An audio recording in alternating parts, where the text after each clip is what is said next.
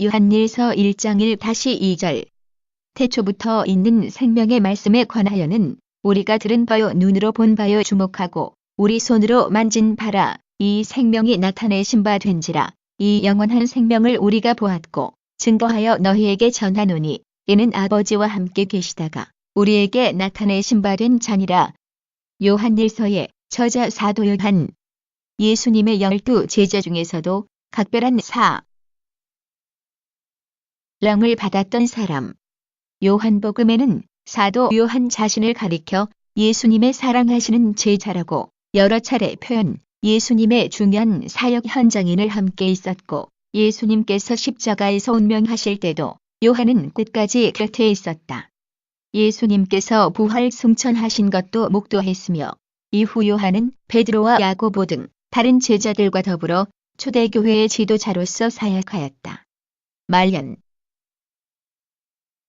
에는 에베소를 비롯한 소아시아의 7 교회들을 섬기다가 서기 100년경 90살의 나이로 속천 우료의 아들이라고 불릴 정도로 급하고 불같은 성격이었지만 말년에는 전혀 다른 모습으로 변화되어 사랑의 사도라고 불림.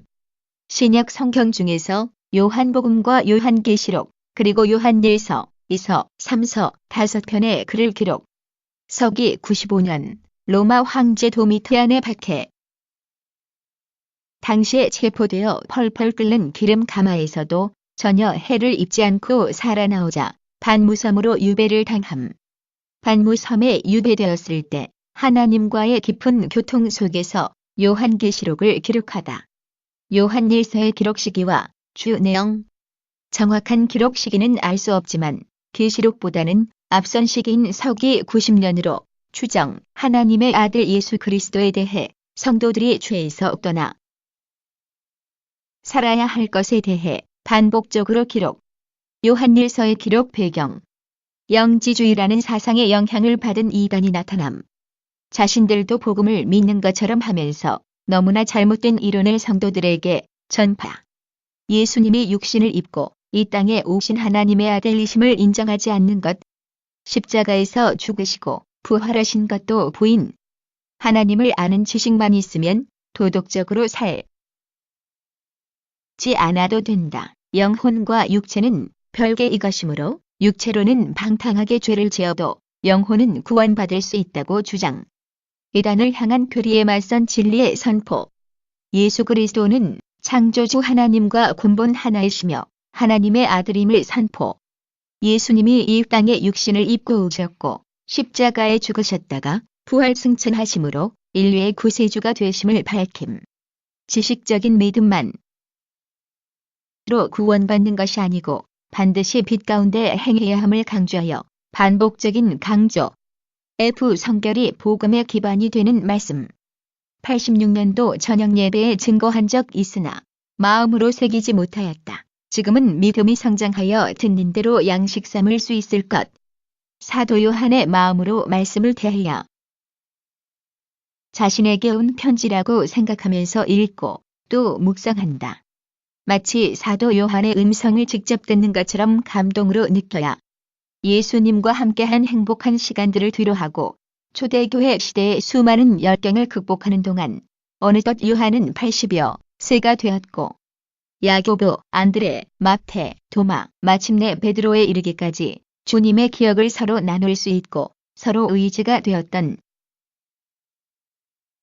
제자들이 하나하나 순교했다는 소식이 들려오고 홀로 남은 누사도가 주님의 교회를 지키기 위해 이단의 교리에 맞서서 다시 한번 진리를 선포하고 있는 것.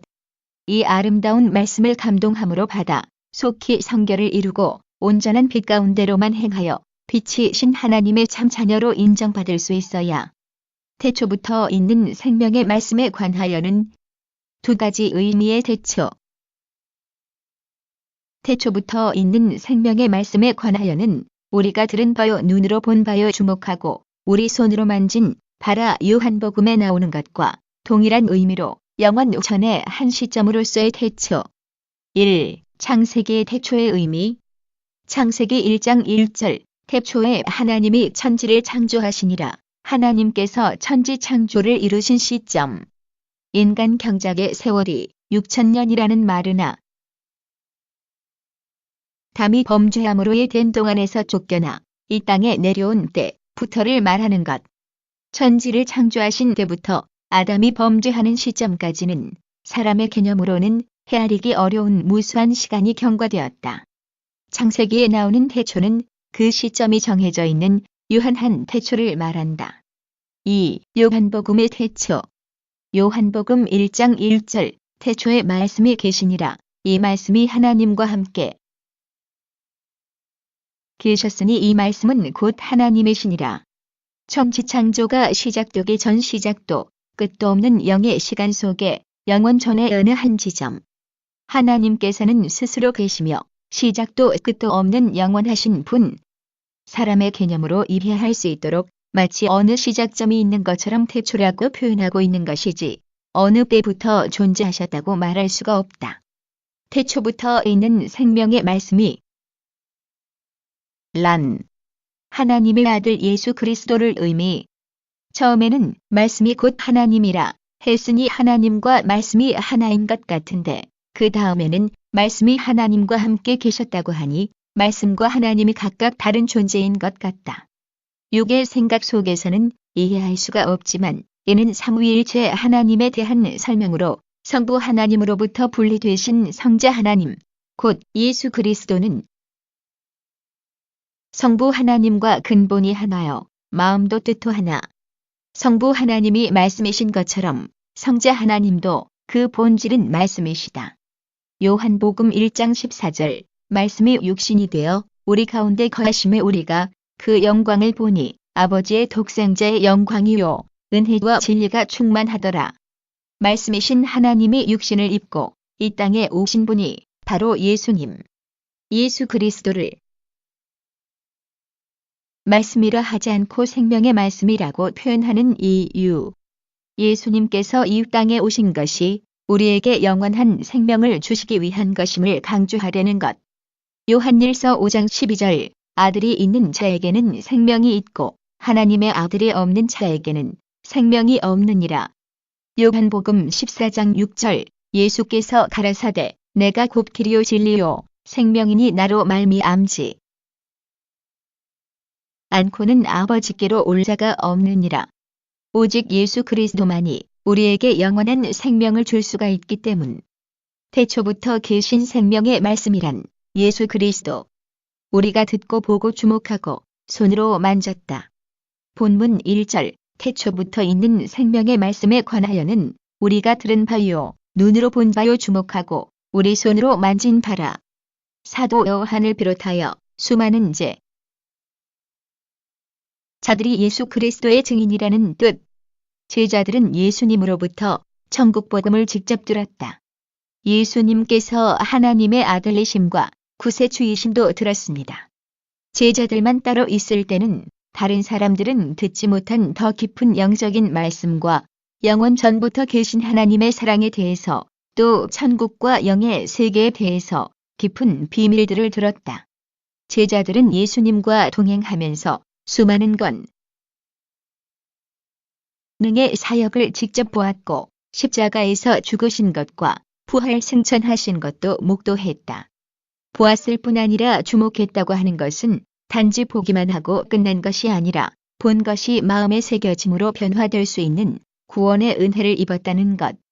손으로 만진 바라 한 것처럼 예수님의 사역을 직접 경험하고 십자가에서 죽으신 주님께서 부활하셨을 때도 부활하신 주님의 몸을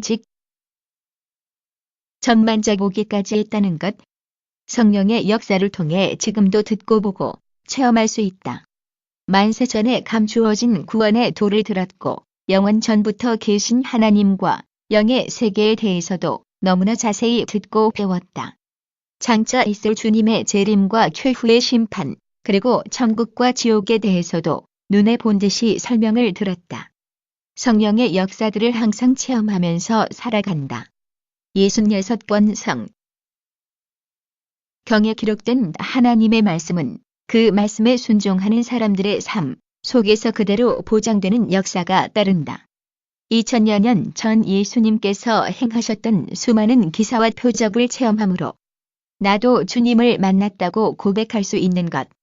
영이신 하나님을 육의 눈으로 볼 수는 없지만 성경의 말씀과 성령의 역사를 통해 하나님의 마음을 알 수 있고 하나님을 본 듯이 만진 듯이 체험할 수 있다. 하나님 말씀을 행할 때 체험한다. 요한일서 1장 2절 이 생명이 나타내신 바 된지라 이 영원한 생명을 우리가 보았고 증거하여 너희에게 전하노니 이는 아버지와 함께 계시다가 우리에게 나타내신 바 된 자니라. 우리에게 나타나신 바 되신 생명. 제자들이 본 영원한 생명 곧 예수 그리스도는 원래 아버지 하나님과 함께 계시다가 이 땅에 육신을 입고 나타나셨다. 말씀으로 홀로 계셨던 하나님. 태초에 홀로 계셨던 하나님께서는 어떤 제한적인 형체를 입으신 것이 아니라 온 우주 공간 안에 가득한 빛이요 그 비단의 소리를 머금은 채로 존재하심. 그 빛은 마치 오로라처럼 오색찬란하며 흐르는 물결처럼 온 공간을 채웠고 그 빛과 함께 아름다운 소리도 온 우주에 채워져 있었다. 이 소리를 요한은 태초에 계신 말씀이라고 표현하는 것. 삼위일체 하나님으로 분리하신 과정.